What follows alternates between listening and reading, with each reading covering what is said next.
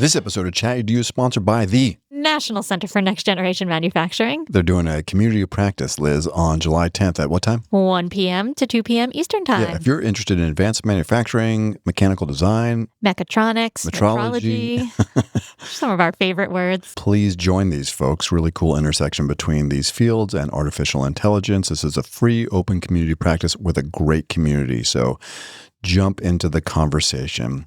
Liz, it's funny when sometimes, there's like two forces that are using AI in ways that feel unethical and they just want to call each other out. And then almost like mom or dad jumps in and just says, that's it, right? Like there's a hot debate in a lot of schools between kids and teachers. The kids are like, well, the teachers are using AI and they're not disclosing it and we're using it. And it's like, if the superintendent just came in and took away everybody's toys, it'd be really interesting. That happened in Mississippi. Oh, what happened in Mississippi? Yeah, there's been all these cases, right, where a lawyer was using AI as part of its case, including Anthropic at one time, which is using AI in its own legal defense. But here we have a case, Liz, where all the lawyers on all the sides are using AI, and the judge just said, enough.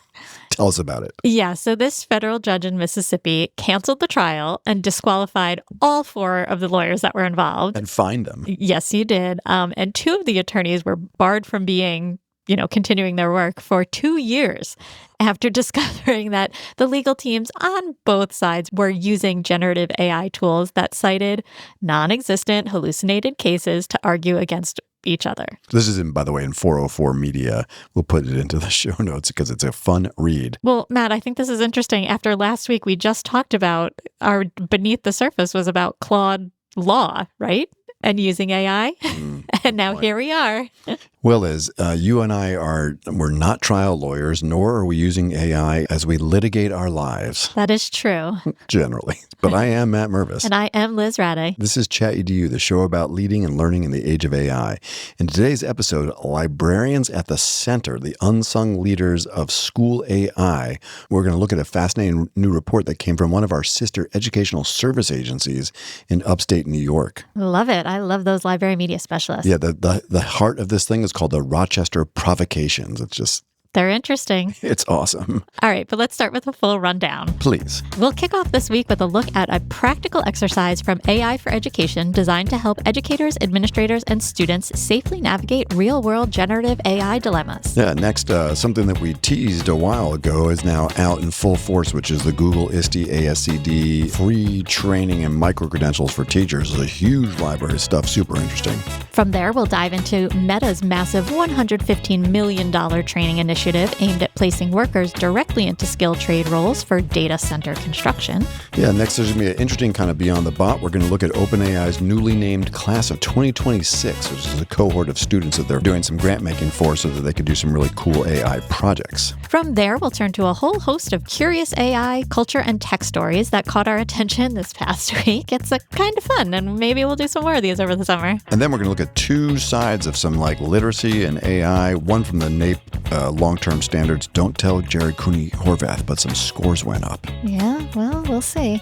Then we'll go beneath the surface with a brand new report funded by Google urging K-12 schools to stop treating artificial intelligence as a specific problem to be isolated and solved. And of course, we'll end with another great Bright Bite. All right, Liz, before we jump in, a little hot off the press from the Presidential AI Challenge. Yes, this is so exciting. So last week, the regional winners were all down at the White House. In the cage match? Do they do the... No, I knew you were going to mention that, okay, but, sorry. Just... That would have been kind of cool. Student AI project meets mixed martial arts or whatever that was. No. But the winners have been announced for elementary, middle school, high school, and educator winners. And we happen to know one of the educator winners. I feel like celebrity status. No. So Ann Wynn, we'll talk about her first. She teaches at Camden Catholic High School down in New Jersey, where many of my former Holy Name students went on to Camden Catholic. So I'm quite familiar with that school. Her project was an AI-augmented molecular design, which was this AI durable module for AP Bio scenario. It is so far beyond my understanding, but she and her students, so while it's the educator win, she and her students use this AI-driven tool to simulate molecular docking and predict protein structures. We hear a lot about these protein structures. I guess they must be like important or something. I believe it's the foundation of all life, yes. Yeah. So congratulations to Anne, but some other really cool projects in the elementary level. There was a homework helper one and a bullying prevention app. In middle school, there was an app that encouraged sustainability by teaching users how to fix, repair, and mend items rather than like throwing them away. AI models to detect urban blight using street view images, also in the middle school. And then the high school one, this one's my favorite because, I'm a little true crime obsessed. Utilizing computer vision for hotel room identification in criminal investigations. Oh, geez. There was actually a murder at UMass not too long ago on Hotel UMass. I saw that, yes. Wow. And then Iris, which is a low-cost spatiotemporal AI framework for visually impaired navigation. Liz, tell us all about spatiotempora. Well, it's about space and time. Oh. It's a combination of... So it's not like sushi tempura. No, not tempura. It's spatiotemporal. Sorry. Nothing about shrimp tempura. Thanks for bringing down this really great case that these students have solved. But it's for visually impaired individuals to navigate complex urban environments. Super cool stuff. So thanks to Anne for promoting our podcast, and we are so excited for you and your students and all the winners. Such cool projects. Yeah, nice. Liz, AI for Education just keeps cranking out really good stuff. So they have a new, and we've done a little bit of this in our own PD. We really love these like scenarios and dilemmas that get people talking and debating. I think of the AI Effect card game as being in this like sort of space, just, people having good human conversations about clearly fuzzy things. That's going to be the thrust of the Beneath the Surface. I think you played with this a little bit. So tell us about, this is basically a PDF that you can get for free on the internets. We'll link to it, but tell us a little bit about these scenarios. Yeah, so there are a variety of scenarios for educators and educator leaders, students and families, and administrators. So I'll just read one. So students and families. A middle school student is required to use their school's approved chatbot for a science project. The activity is basically looking at what is the dilemma, and then what kind of knowledge does the student or teacher need to engage with the chatbot? What are the mindsets and what are the practices? So alongside this resource is the AI for Education, like literacy. I think it's called C, right? C is the safe, ethical, and effective practices. Okay. And so from there, there's a full framework that talks about the mindsets and what you need to know and what you need to understand when you are using AI. And so through that lens, how do we assess this situation and this scenario? All right, really cool. So, yeah, in that scenario, right, you've got this kid, he or she has an assignment. They're supposed to use an AI chatbot. It's school approved, but that doesn't make it like, an ethically clean task out of the gate, right? There has to be judgment and discernment and skills and safety and all those kind of things. Exactly. So that the goal of the framework is to look at what is the safety, what are the ethics behind using that, and how can you be effective in using that. Great work from AI for Education. Yeah. Liz, speaking of folks doing great work, holy moly, what a catalog of stuff. I think you spent some time with this over the end of last week and the weekend. Just earned a badge. Oh, did you? I earned my badge in vibe coding. All right, so let's say what this is first, and then you're going to tell us about your badge. This is Google AI Educator Series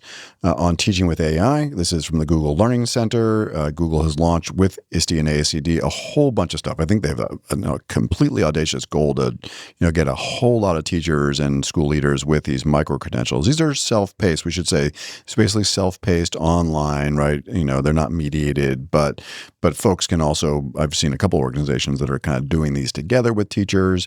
So it's a subscription-style content model. There are both higher ed and K-12 resources, and it's essentially a micro-credentials or badges, as Liz just said. So you did the vibe coding badge. Tell us about it. I did. So it is very simple. You go to the link that they provide. All of this is free.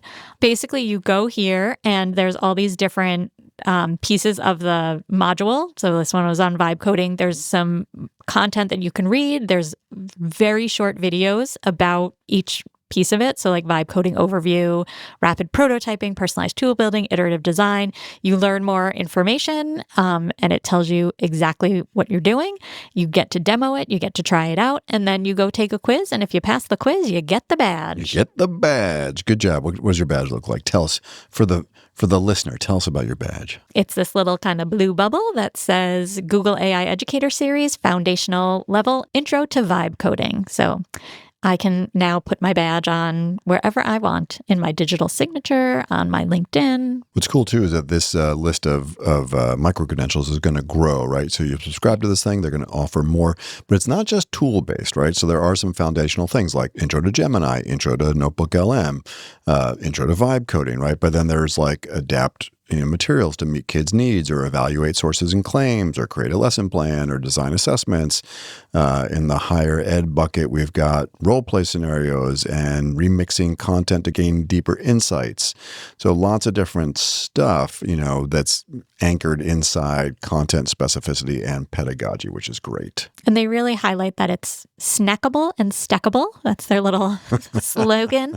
But it's snackable because they are very short. Like, this doesn't take a ton of time. You're not taking a graduate level course or committing to something even over weeks. Like, you could go in and do one module. Like your micro-credential. Correct. Yeah. Like, you could go in and do one module for free if this is the thing you want to learn, or you can then, I kind of found it fun. And I was like, I can go and get more badges. Hence it being stackable and snackable. Exactly. Yeah, okay, awesome. So on a trifecta of free things, right, we've got the AI for Education resource, these new Google teaching and learning resources, and snackable, stackable, that's hard to say, micro-credential tasks. Meta, different sort of thing, and interesting because it certainly is in Meta's interest to deal with this, but Meta is launching a $115 million no-cost training initiative called America's Workforce Academy to prepare workers in skilled trades for, guess what?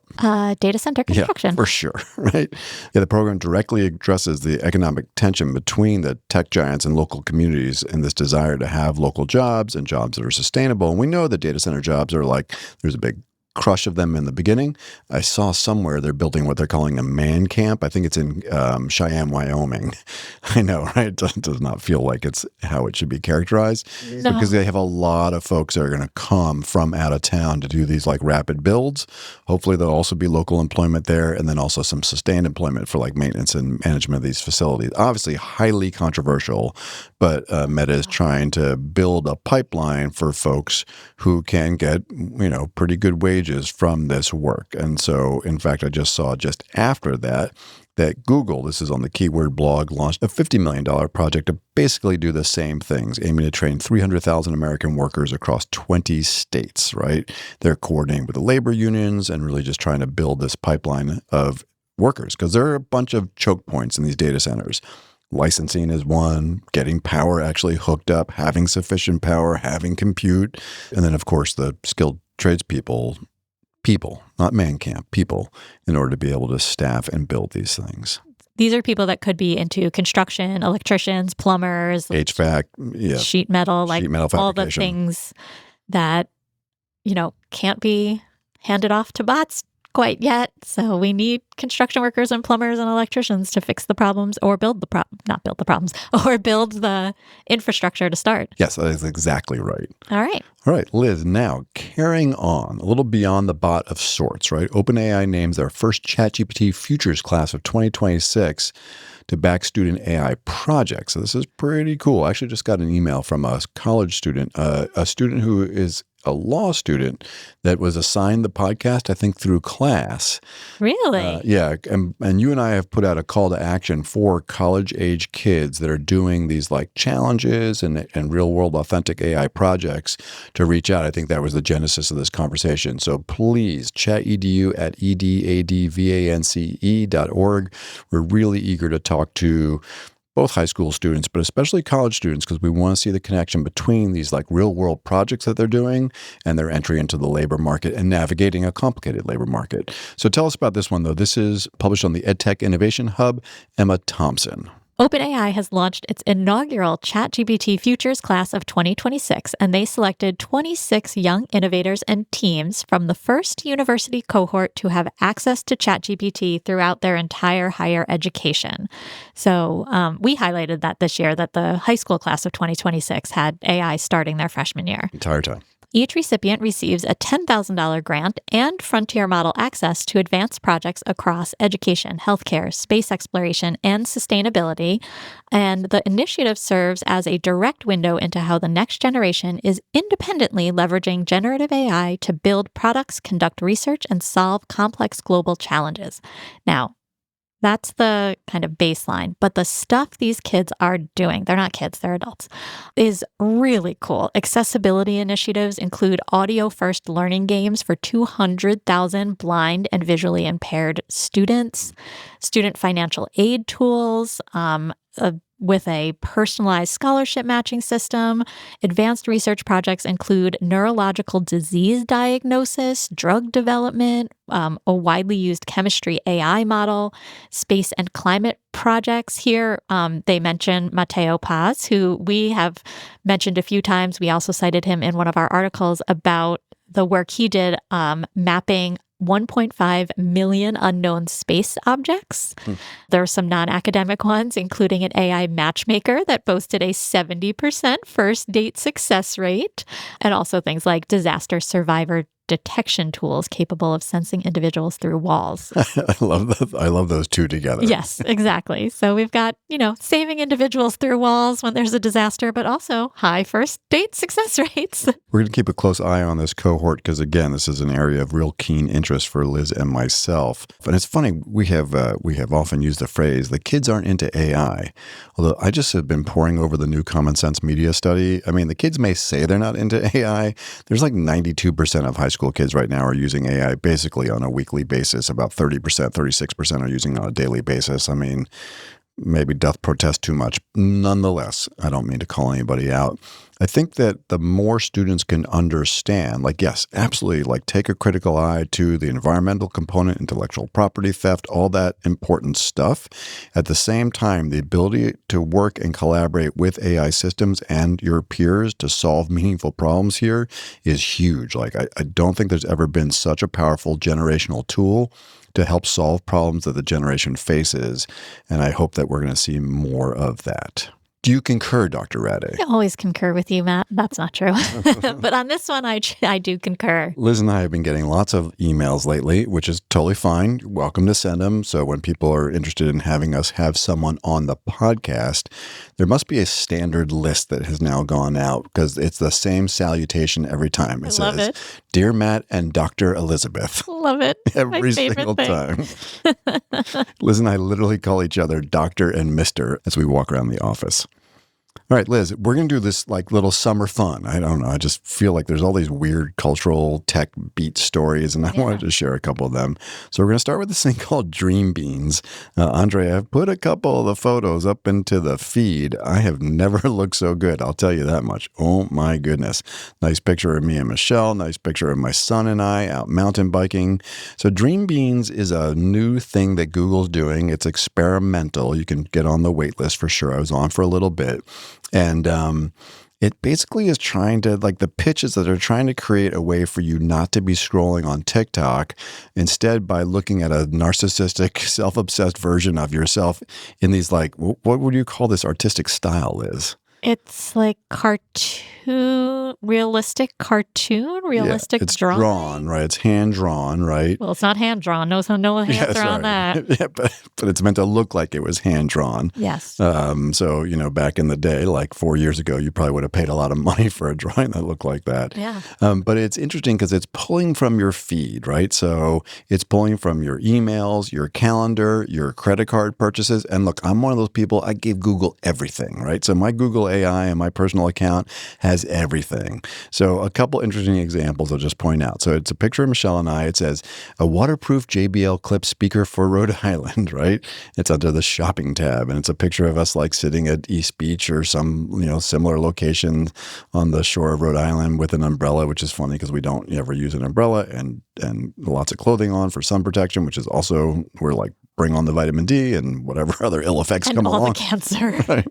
So nonetheless, but it's like, a picture of us like hanging out, listening to the JBL clip that I bought over the weekend because I decided we needed a little music at the beach, right? So you did buy this? I did, yeah. There's another one. It's called the Honolulu Single Track Loop for your summer trail season. I don't know what's going on here because I am not going to Honolulu. But you and Asa aren't just going to be riding bikes around Honolulu? It's a picture of my son and I mountain biking in the woods, which is something that we do. And it goes on and on like this. I mean, it is really quite like, I'm not going to call it narcissistic, but it's pretty self-involved. And it's also capturing your stuff. Now, honestly, the reason I want to bring it up is that the reason I caught it, so I missed the email telling me that I got added to the Dream Beans wait list. And the way I found it is that I get a thing on my email every day called the Daily Brief. I believe we've discussed this once before. It is fantastic, right? It is like so good at telling you the stuff you need to do and the stuff you can ignore. So like today, it's telling me that I got a meeting with a design guy on something, and it's reminding me about some fee I need to pay that I'm late on. I mean, it's just... somehow it just gets out of all the crap, and it does tell me the 5 most important things that I should be paying attention to. And how do you get that? So I'm on AI Plus, which is, by the way, $4 now. They went from $8 to $4 a month. So making a big pitch for this. If you're on personal Gmail and you want just a little like AI juice, it's quite good. You get the new, avatar video thing, which is hysterical. You get Dream Beans apparently, and the Daily Brief. And so for $4 a month, I can get this immediately and not be on the wait list? Well, I don't know if it's going to juice you on the wait list too much, but it's super interesting. So, just 2 things that we would call out in the odd, weird, and cultural phenomena of AI for sure. Shall we move on to momfluencers? Yeah, because we're going to continue with the odd and weird. All right, tell us about the momfluencers. Okay, so a growing cohort, momfluencers are pitching AI as a better co-parent than men. Ouch. Sorry, Matt. And sorry, Adam. I'm not worried about Adam's future here. No, I don't think so. A growing cohort of online mothers and influencers are using tools like generative AI tools like ChatGPT to manage the heavy physical and emotional mental load of parenting. No doubt. So these AI momfluencers, that's what they're being called, promote custom prompts and handbooks to help women delegate tedious household planning, positioning AI literacy as a path towards maternal liberation from household drudgery. I think that's a robot that does the dishes and laundry, but okay. Yeah, but the movement highlights this. For anybody, I should say. Yes. The movement highlights a persistent AI gender gap and underscores the reality that women continue to shoulder the vast majority of household administrative labor, while fathers remain largely absent from these digital parenting spaces. How are you feeling about continuing to shoulder the vast majority of household administrative labor? Are you suffering under the labor? No. Okay. No. Adam might be. Shall we move on? People must be so curious by this recurring theme here that we come back to. All right. Now, we thought that toys were dead. There was the AI Barbie. There was what was the little thing that was telling kids where to find the matches and the alcohol in the house? Yes. Yeah, I thought people had just realized that these are non-deterministic, probabilistic models. You don't really know exactly what they're going to say on any given day, but nonetheless, Mr. Potato Head is in the game. Hasbro, which has been at this plate before, wanted to come back. So Hasbro is funny what do you think the average age of a kid is that plays with Mr. Potato Head? Well, that was going to be my whole comment about this story. All right, let me not steal your thunder. This is Ina Fried from Axios, whom we love. Yes. What has Hasbro doth? They have licensed AI versions of Mr. Potato Head and other characters. They announced the creation of a new unit called Sixth Wall to license AI-powered versions and signature voices of popular characters like Mr. Potato Head and Megatron. So it's operating as a business-to-business model, and the initiative aims to safely bring iconic franchises into AI-enabled platforms while ensuring creators and voice actors are compensated. But here's the thing. The products are currently restricted to audiences aged 13 and older due to ongoing safety considerations around AI-enabled play. Now, I don't know of any 13-year-old who is wishing for Mr. Potato Head for their birthday, or Megatron. Given the fact that Mr. Potato Head may tell them where to go find the alcohol in the house, the 16-year-olds might love it. But yes, I think your point is well taken. But what a perfect fit for our weird summer cultural AI stories. And right? on the day this drops, the new Toy Story 5 is opening. Perfect. Right. Now, hopefully Mr. Potato Head sales are not too huge in Canada because the Canadians are basically following the Australians' lead on both social media, but also potentially on AI. So this is Bill C-34, Safe Social Media Act. The Government of Canada, June 10th, the Government of Canada introduced said bill. Said title, establishing a regulatory framework to protect citizens, especially children, from online harms. This is basically a digital safety act, which mandates safety requirements for social media and AI chatbot platforms, potentially even Mr. Potato Head. Well, the bill introduces specific platform duties, content bans, and a planned 16-year-old minimum age requirement for social media accounts. Sorry, Mr. Potato Head, you're going to have to stay in the United States. No moving north. We should look and see what the sales are of Mr. Potato Head in Canada.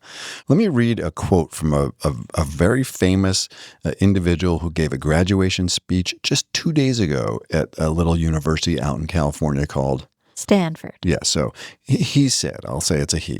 So as you look to your own path, don't focus on the thing your parents want you to do or the things your friends are all doing or that society expects you to.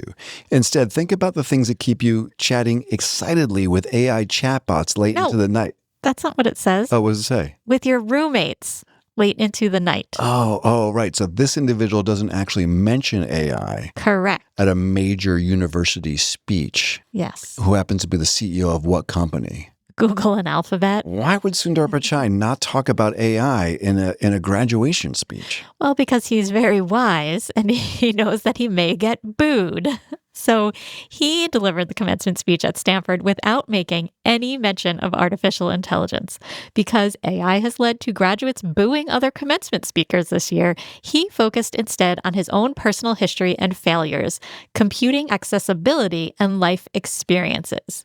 There was a walkout of about 200 students that was protesting Google's Project Nimbus cloud computing contract with the Israeli government. But other than that, no AI boos. Yeah, a number of Googlers actually have quit over that same project as well. Yeah, super interesting. I mean, it's like strategic, right? But I mean, this is the most important technology. He is the CEO of the most important technology company, perhaps. Maybe the next one is more important. We'll talk about that in a second. But kind of wild to think that, I mean, I don't know. I honestly think there's got to be other ways, like focusing on the Beyond the Bots that we just talked about with, and Google's hosted a bunch of these projects where kids have done like amazing stuff using Gemini. Maybe that's the strategy, is to not hide from it, but talk about it in a way that's really would resonate with this generation. But who am I to say? Not the CEO of Google. And I love his message. He's right. Yeah, for sure. Thanks for correcting me on the chatbots too. That was good. All right. Now, 2 straight tech stories real quick. So you may have heard that we have our world's first trillionaire, right? Yeah, I'm so excited. Okay, so this is the SpaceX IPO, did a 19% pop, made him a trillionaire. This is Mr. Musk. Interesting, though, because Grok is part of the empire here of SpaceX and Tesla and all these kind of Musk-related endeavors.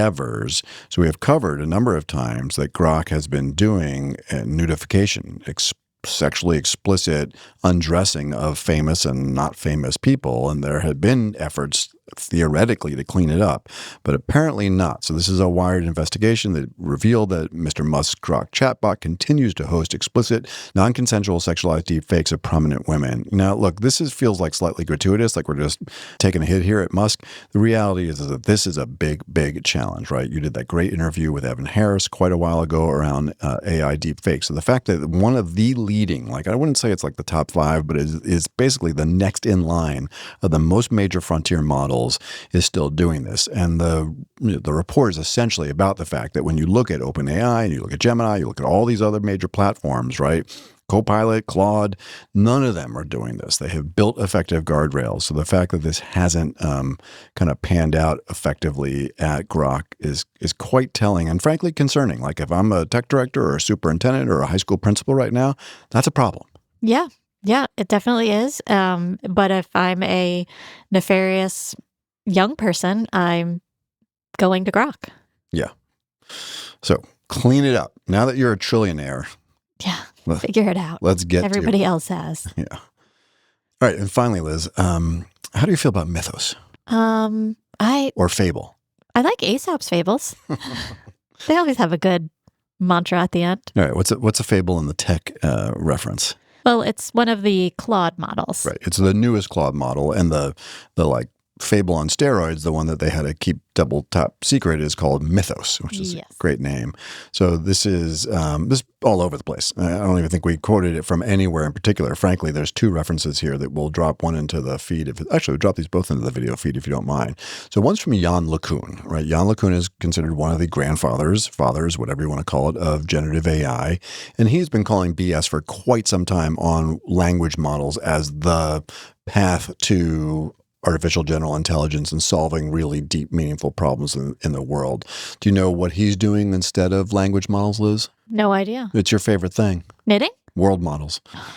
That'd be great if Yann LeCun just turned to knitting. He's like, I'm going to go to the loom. So Yann LeCun, quite spicy here on LinkedIn, says Dario Amodei, who is the CEO and the co-founder of Anthropic that makes Claude, Dario Amodei's ridiculous fear-mongering about mythos/fable and AI in general finally pays off. The U.S. government bans its use by non-Americans, including by foreign employees in the United States. One reaps what one sows. That's kind of like a fable. There you go. And then there's a whole bunch of really funny memes, but there's one here that's, I don't know. Can you describe this one with the American flag as the computer? And then I guess that's Dario Amodei with the Claude, logo on his face. Yes. So it looks like a Claude human type thing. And the Claude human is saying, regulate me. And the United States flag says, you are being regulated. And then the Claude human says, oh my God. Right. Because these folks for a while have been saying this is all getting too powerful. You need to regulate us. Right. So they did. The government just basically shut it down. Yeah. And then Dario Amodei wrote a very long post about why it shouldn't be shut down. Nonetheless, they have complied, right? And they basically shut down both Mythos and Fable everywhere, right? Because they didn't want to run afoul of, is it in the United States or not in the United States? So super interesting. We have one of the top tier Claude accounts, and we're playing with Fable for a little bit. The reality is that it burns a ton of tokens really, really fast. We were using it for some coding projects, so we backed down to Opus 4.8 anyhow. But all super interesting, very much in the news, and these wind up being important stories. But it was more fun to go with the Yann LeCun and meme approach here. Yeah, Liz. All right, that wraps us on the fun, cultural summertime fun, and I'm sure we'll do more of that. Now, Liz, before we do the Beneath the Surface, two academic stories, right? First is from Sequoia Carrillo. This is from NPR, and these are the newest results from NAEP. So tell us about what's going on here. There has been a little bit of good news and then also some meh news. Yeah. So after years of decline, young students are showing gains in reading and math. The NAEP, if you don't know, is this long-term trend report. It's, kids are tested every couple of years all over the country, representative sample, blah, blah, blah. So 9-year-olds made solid gains in reading and math between 2022 and 2025.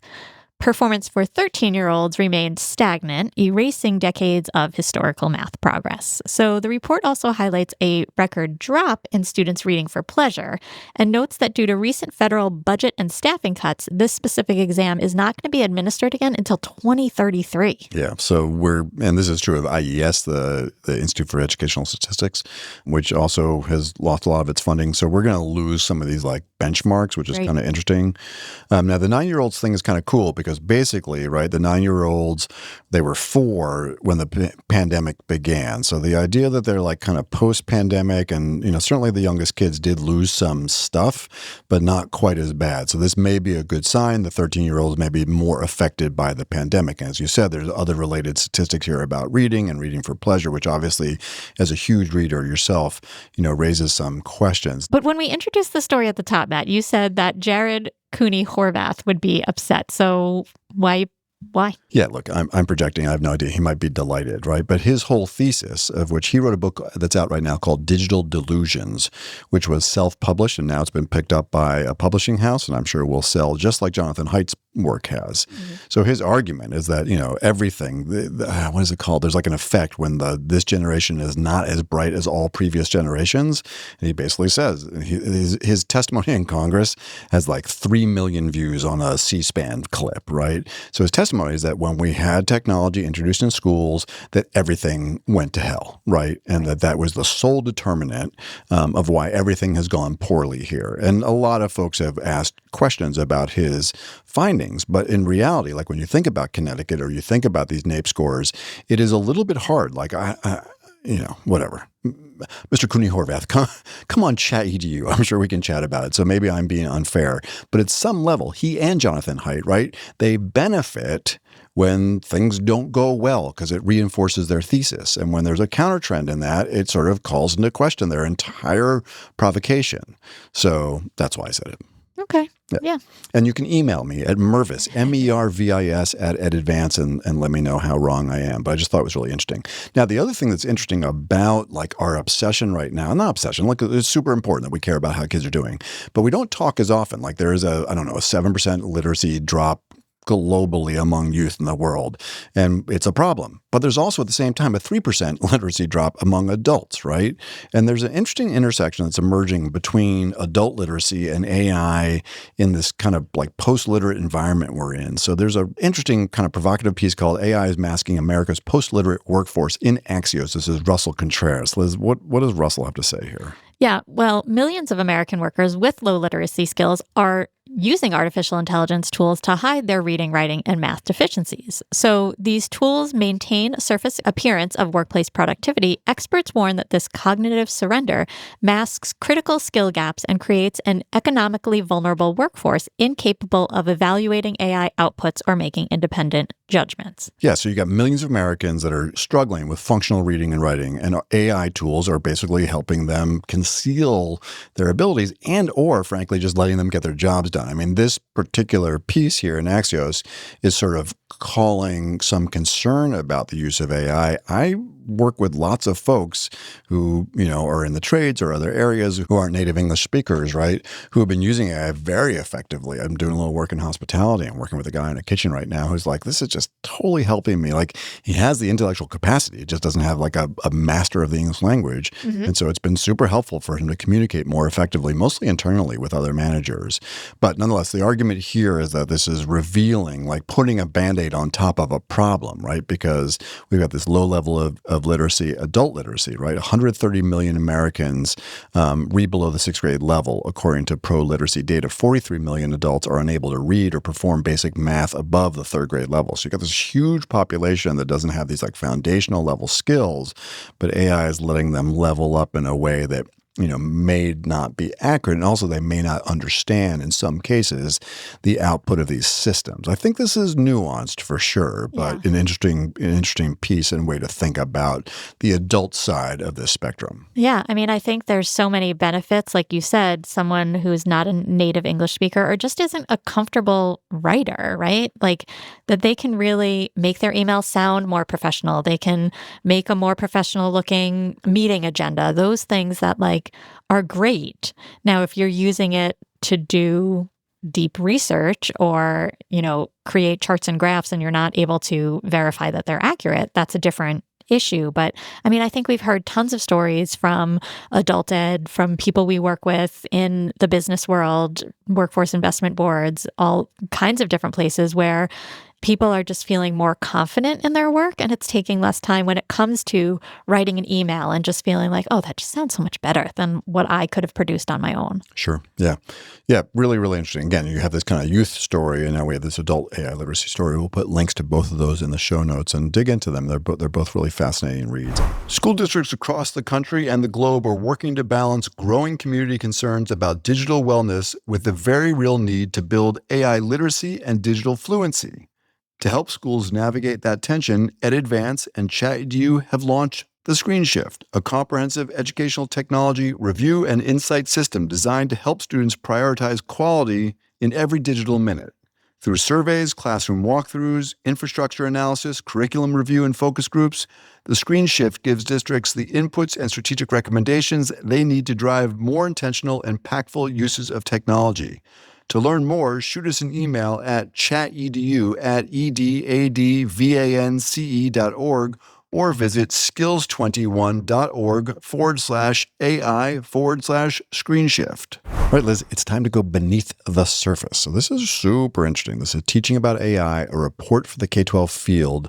Weird enough, I originally saw this in something called National Ed Law Review, I think. And then Is that a journal you read regularly? I know, right? But then I traced down the report, which is the school library system of Genesee Valley BOCES, and that's out by Rochester, New York. So this is Chris Harris. This report was funded in part by Google, but the report outlines findings of the Teaching About AI project, again, funded by Google, which convened an expert panel to establish the Rochester Provocations. Yeah. I just love that. I just want to rename ChatEDU the Rochester Provocations. Rather than viewing AI as a simple additive tool or a localized cheating problem, the report uses Neil Postman's ecological framework to evaluate AI as a systemic transformation. It addresses structural assessment redesign, the irreducibly relational role of human teachers, and community harm reduction, offering actionable, evidence-based recommendations for school leaders and librarians. That's a mouthful. But we love our school librarians. We work with so many of them, and it is awesome. Yeah, I mean, frankly, we made the headline the indispensable role of library media specialists in this work, which is a strong theme. I mean, this is a packed report. There's all sorts of stuff going on, which we're going to try to peel back in this beneath the surface. But yes, one of the foundational kind of observations here is the critical role of library media specialists. But let's start at the top. So we've got this, they convened in late December. So this is, and then it took a little while to kind of put this report together. So the panel formulated these Rochester Provocations, 8 uncomfortable statements around treating education as a wicked problem, which is framing that we've talked about before as well. We kind of love this wicked problem. It's almost like adaptive leadership. It's like something where you just, this is multifaceted. Right. The tentacles reach out into so many different things. Yeah, super, super complex. All right, so let's go through the provocations. And then we also need to talk about this Neil Postman. Actually, let's start there if that's okay. So Postman has this red dye thing. Did you follow this? Super interesting. So he basically says, if you have a beaker of water, visualize it, right? Yeah. And you put some red dye into the beaker, and let's say the red dye is the problem, right? In this case, AI in education. It's not like you can go take some instrument and pull the thing out using content detectors or durable assessments or policy or structural or discursive assessment reforms, which we discussed over the last couple of weeks, right? When you put the dye in the water turns red. All of it, right? Yes. And that's Postman's point, and that's the framing here, which is really interesting because it is essentially saying everything about teaching and learning and being a human being in this world as a learner is changed with generative AI. Oh, I love that. Isn't it great? Visual and understanding of he says, you have changed every single molecule in that beaker when you drop the red dye in. It is not just water plus a spot of dye. Yeah. And thinking about AI that way, that it's not just education plus AI. AI is education. Yeah. So if you were hoping for a light beneath the surface, it's a good time to forward to the bright bite at the end. No, it ruins our metrics. Don't do that. Okay. Listen to the whole thing. All right. So let's go through the provocations. Okay. So the first one is there is no AI problem. Education itself is a wicked problem. Assuming there is an AI in education problem risks us thinking that there is an AI solution. Okay. So that's the red dye thing, kind of encapsulated. All right. Number 2. We can be agents of validity or victims of cheating. We cannot control cheating, and focusing on it will lead to an adversarial relationship with students. So true. Where we have agency is in how we engage students with more meaningful tasks that lead to an accurate understanding of student learning. Right, which is, goes on to the third provocation, which is that assessments were essentially broken before AI. Yes. Right, so we need to rethink how we understand and implement assessment, including an emphasis on developing and implementing valid assessments. And also there's a big focus here in the report about pre-service programs. We've been talking about that a lot here in our state, that there's not much of a coordinated effort effort right now to help support pre-service teachers, which is a way of like if you got a red dye water problem, right? Yep. Working with the folks who are coming into the workforce is an interesting way to go. But essentially, right, those second two provocations are saying that the system is fundamentally busted, as painful as that might be, right? And AI did not create cheating. We've talked about that a million times. And assessments may not have been valid and durable. I mean, you can't make like a broad brush generalization, but lots of assessments may not have been valid or durable before AI as well, right?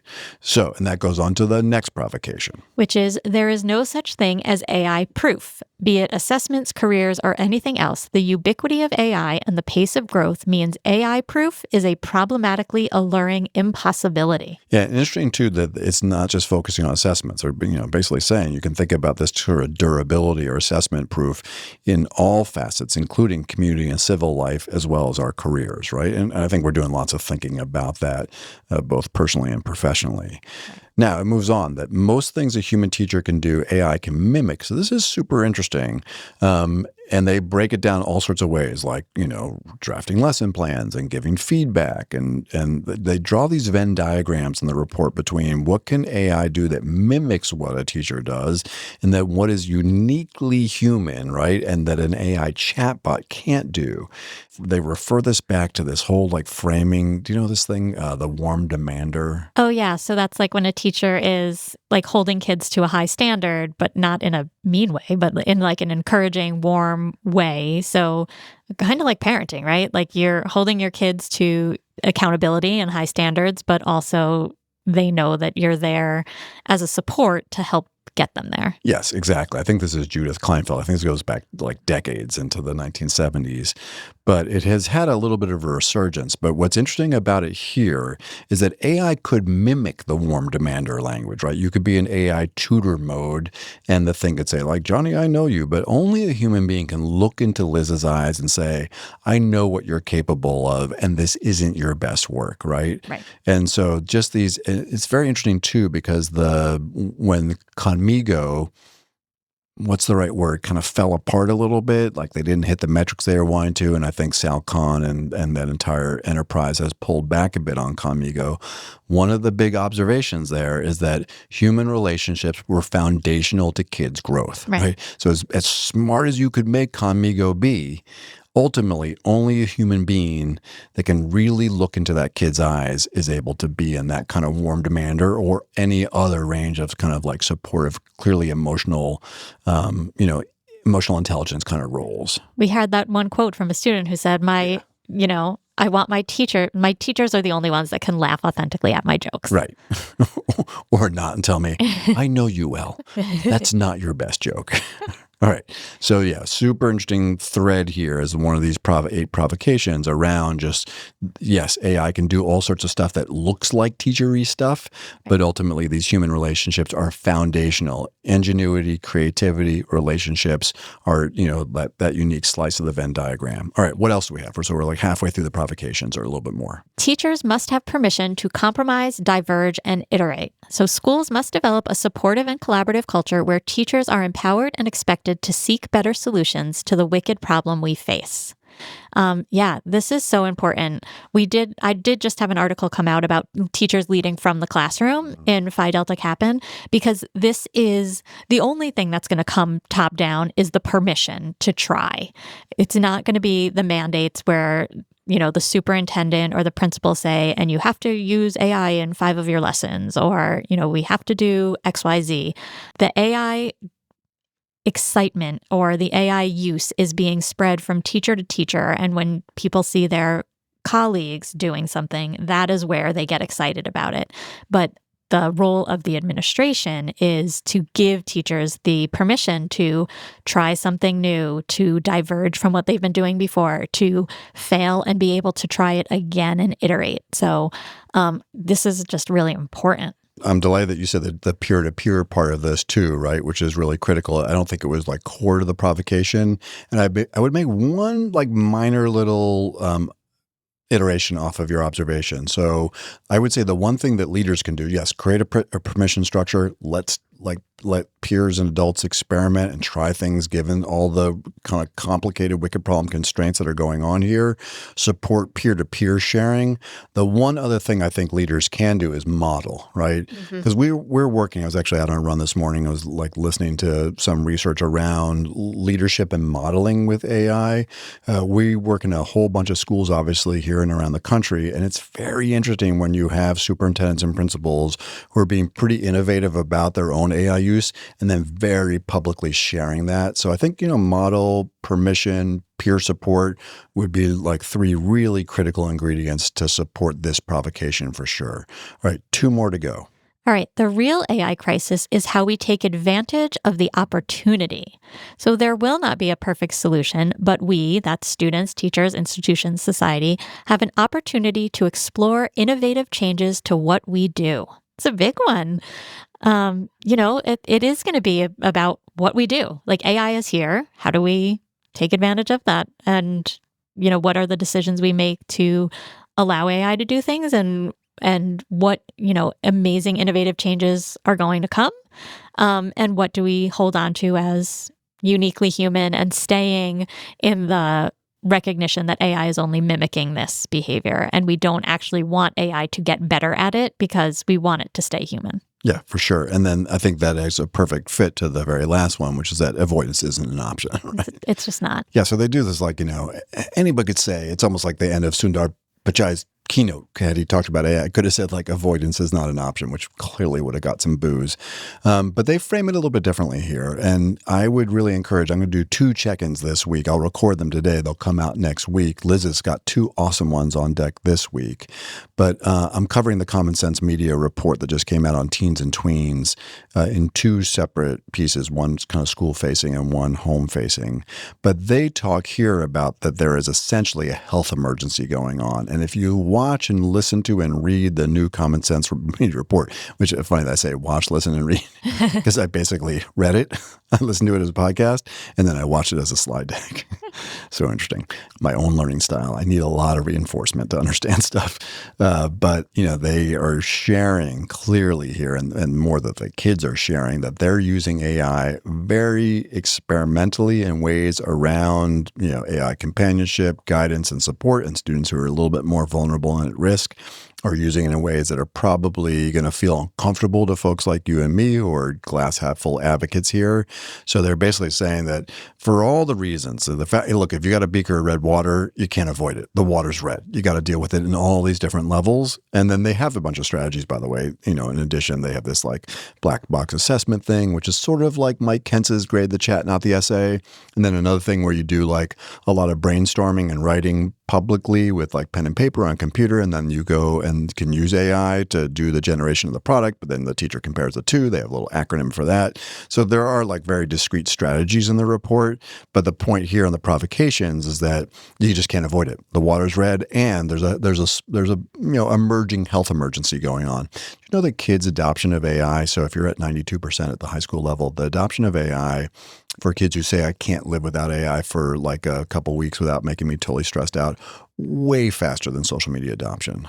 Interesting. This thing is racing ahead. All right, Liz, but the headline was about school librarians. Yes. So what's going on?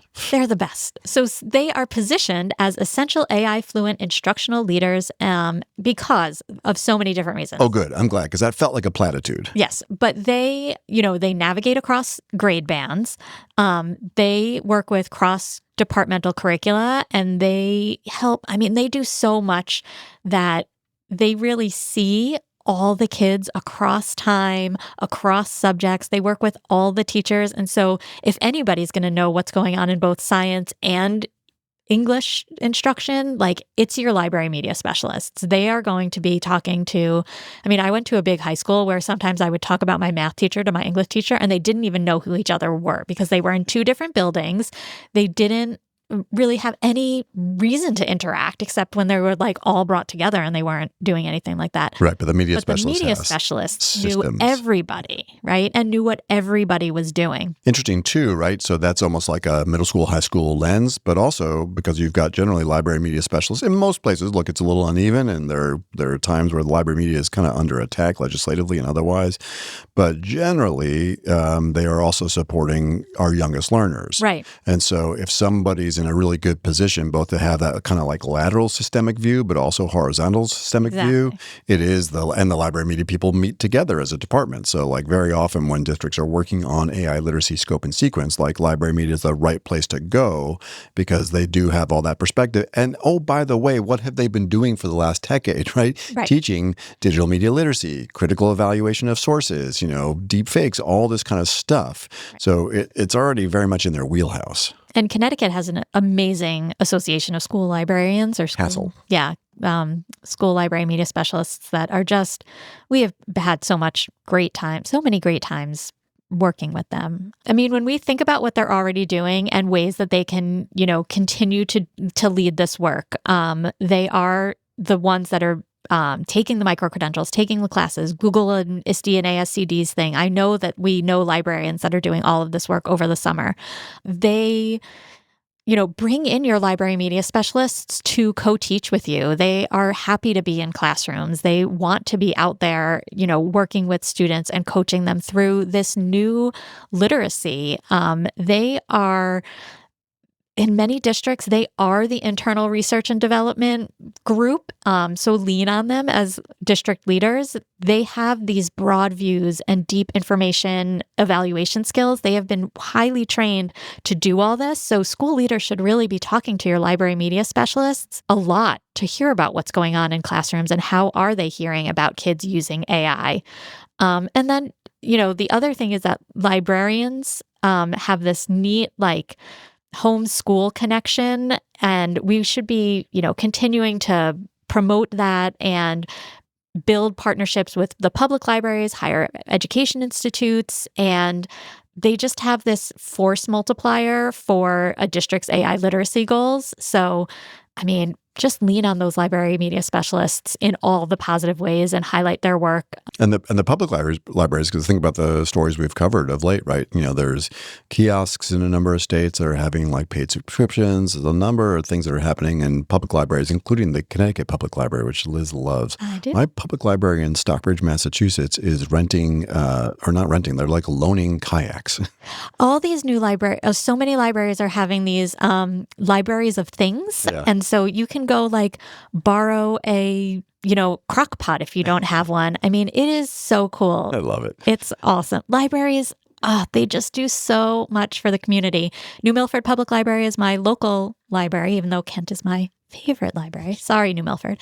But New Milford Public Library also is doing so many cool things. There's coloring clubs and knitting clubs and Dungeons and Dragons clubs. Oh, libraries just have the coolest stuff. Yeah. So there you go. We are gushing here, obviously, but it is not the only takeaway from the report. But this is a really worthwhile report to read, listen to, and watch, whatever style you like. But worth unpacking. The provocations are super interesting. So interesting. The postman framing with the red die is really interesting. So if you're a school leader or an educator who's sort of struggling with this topic, I think this is a new, very helpful lens. It's going to raise more questions than answers. But again, there are some very discrete strategies, including empowering library media specialists, but some interesting discrete strategies around teaching and learning stuff that you can experiment with at the high school level or middle and high school level where students are using AI. This is my favorite beneath the surface. Really? Well, it's one of my favorites in a while. That's fantastic. Just really enjoying it. Good. Is it the library angle? Well, it's the library and those provocations. And this, I think that red dye thing really just hit me, the thinking about it that way. Yeah, good job, Neil Postman. All right, Liz, speaking of favorite things, we're going to move on to our Bright Bite. Now, last week we talked about health bright bites where really cool and interesting things are happening, but there's a lack of a road system like infrastructure and policy that helps amplify and coordinate and have standards around these things. But up shows a really cool, just discrete medical example. So I couldn't help myself doing back-to-back medical weeks here. So this is Mayo Clinic AI helps specialists detect pancreatic cancer up to 3 years before diagnosis. This is a landmark validation study by the Mayo Clinic. This is Susan Murphy et al. So Liz, tell us about this project. So interesting. So wonderful. The Mayo Clinic researchers have validated an artificial intelligence model called REDMOD, REDMOD, that can detect pancreatic cancer on routine abdominal CT scans up to 3 years before clinical diagnosis. By identifying subtle tissue changes before tumors are visible, the system nearly doubles the detection rate of specialists. This tool functions automatically on existing scans, providing a potential pathway for earlier curative treatment. Yeah, the quote is really something. So the greatest barrier to saving lives from pancreatic cancer has been our inability to see the disease when it's still curable. And that's the thing, right? So pancreatic cancer's got a really tough survival rate, right? Because by the time you catch it, it's just a little bit too late. And that's one of the powers of AI. I mean, not too late, but tends to be early detection is critical. Right. And the power of AI to like be able to analyze massive amounts of data in these like tissue changes becomes quite powerful. So yes, we need a road system, but at the same time, just remarkable breakthroughs are happening in the medical field around AI. Next week, we're going to leave medicine and go to the environment. Already found one that I thought was really cool.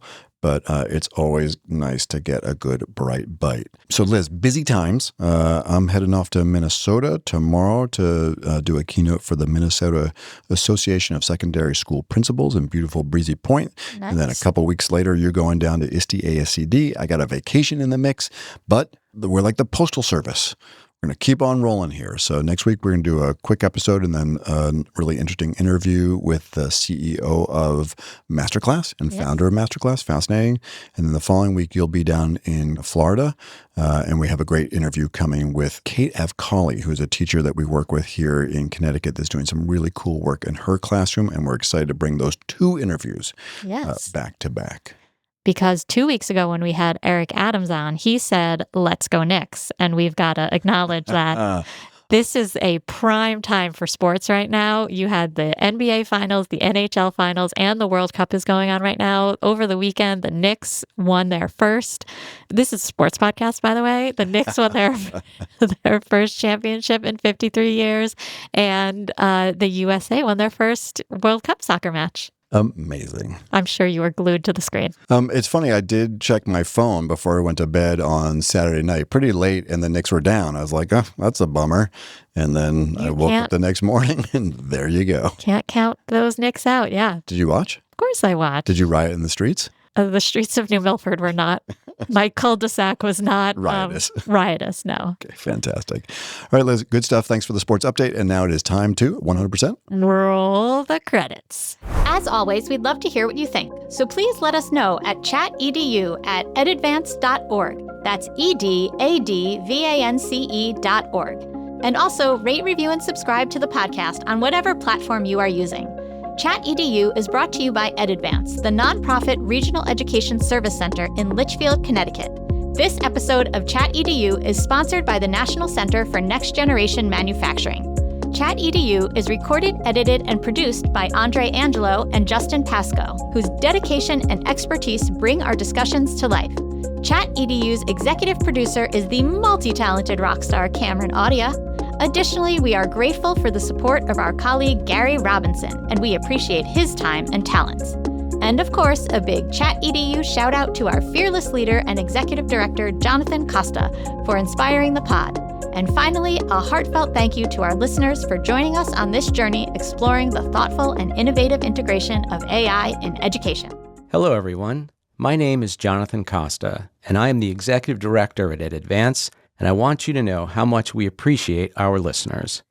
If you enjoy the podcast, feel free to explore EdAdvance's other AI services, which include customized professional learning of all kinds, conferences, our new middle and high school student AI literacy course, and our educator and leader micro-credential, co-sponsored by the Southern Connecticut State University Office of Workforce and Lifelong Learning. Just visit skills21.org/AI to learn more. That's all for now, and thank you for listening to ChatEDU.